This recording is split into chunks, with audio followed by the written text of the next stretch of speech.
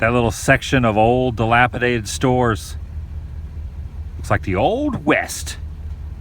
The beginnings of a ghost town. Starting off today in Karnes, Texas.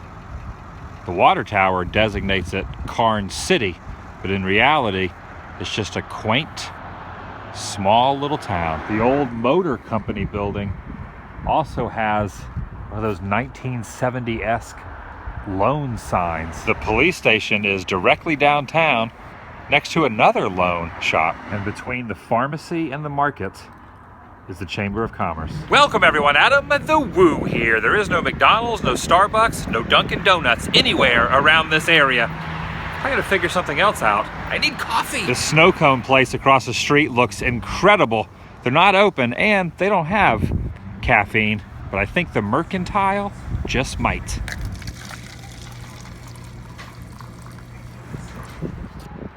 Oh, that's good. It's my second channel, daily vlog channel. It's TheDailyWoo. I can't help but think of the movie That Thing You Do when I look at Han's Appliance Store and that Whirlpool sign. That's vintage. Outside one of the stores, they have this take a book, give a book. Remember this one? Flat Stanley and his worldwide adventures? It's not open, but inside here, check out that Longhorn.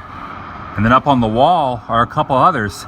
Jethro, Maverick, and Ranger.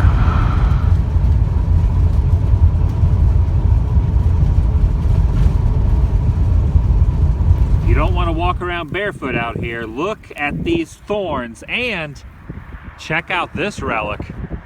An old gas station at the crossroads. The sign on the porch says, "Beware of dog."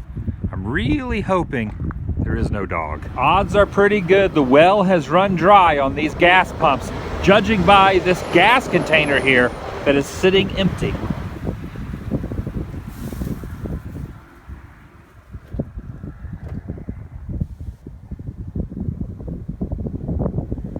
Bag of chips. A rat has gotten into it. Chowed down on the side of it. They had to reinforce this tree limb from falling with this concrete pillar here holding it up. I'm currently in Helena, which was named after the wife of the man who founded the little town. There are a few remnants of the former structures as well as some cactus. They have a little museum here. It's not open currently because they're doing some construction. There's something very interesting in here that she's going to show me. But since you're from out of state, we'll accommodate you as whatever we can. Thank you. During a parade, right? Yeah, he went out of control and he killed a lady there. So there was a big commotion whether to let the elephant live or to put him to death. The governor finally made a decision that the elephant was going to be put to death. Here's a front view if you want to do that. Yeah. Here's a side view. Well, when they decided to put him to death, they tried to give him poison fruit. It wouldn't eat him, so they executed him and took 170 shots to put him down. Oh my goodness. This is incredible. I'm holding the leg of the elephant Black Diamond. Did they ever use it as like a stool to sit on? Like, did someone sit on this? It almost looks like they made it into a seat or something. It looks like they made it into like an end table, a little table. Imagine having that in your house and just putting your sodas on it or eating off of it. Or a light. It's a little bit creepy. Yeah. The old jail doesn't exist anymore, but they have the jail cells. They pulled them out of the old building and they're just sitting here. Pretty interesting. You could go inside one of these cells.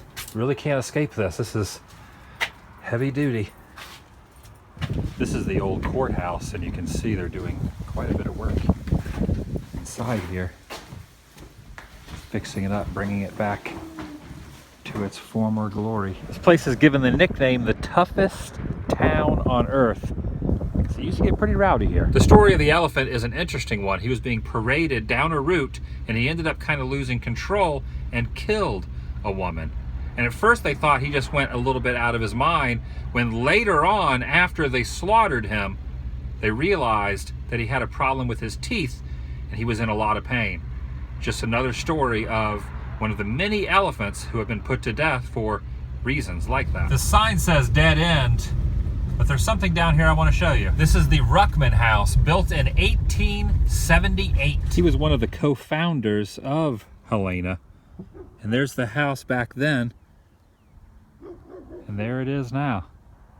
Also under construction by the same people who own the little museum. There's a few donkeys over there about to chow down on some hay next to this dilapidated barn.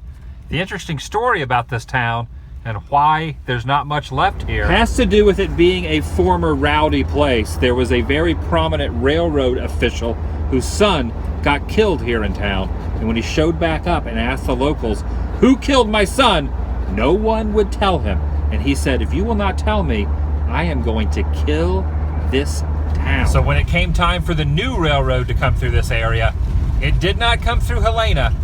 They built it just outside, 7 miles outside the limits, thus killing off the businesses and destroying the town.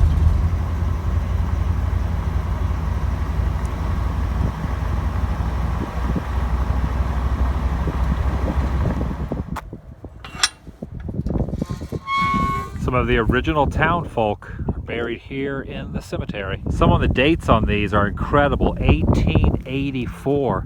Look at this one. Wow. November 1917. Maria Garcia passed away in 1918. You don't normally see gravestones like this in a small cemetery of this type. Little door there that opens on the side. These bricks on the right are all that remain of the original Main Street, except for that wall there was the saloon. And next to the saloon was Ruckman's Market and Post Office.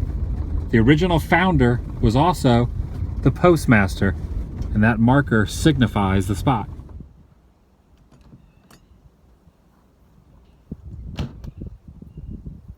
Seems to be a little ravine down there. Pretty good opportunity to take the drone up in the air, kind of get a bird's eye view of the surrounding area. What's neat about this little riverway is there's like cliffs on the other side where erosion over time has kind of like dissipated the sidewalls. Looks pretty cool. Through this gateways just so happens to be another cemetery here in town. Look, they have the cow strips so cattle can't cross this. That's what that's for. I didn't think it was such a great idea to bring the RV up in here. All right, this looks promising. There is a cemetery up here. I am looking for the founder of the town's final resting place. Somewhere in here. This is kind of creepy out here. It's like the graveyard that time forgot. In fact, look at this one. It's been removed. Grave robbery, perhaps? Here's another one. Completely dismantled. Where is the casket? If I find a body out here, I'm gonna crap myself.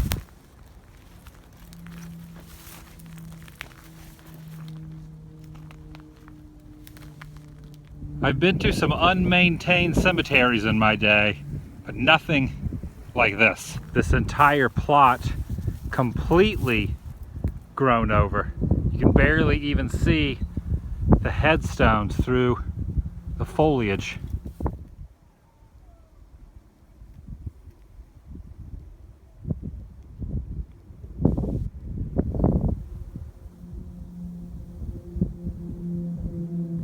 Trying to think back if I've ever seen, whoa, these thorns, look, they're like super, super dangerous.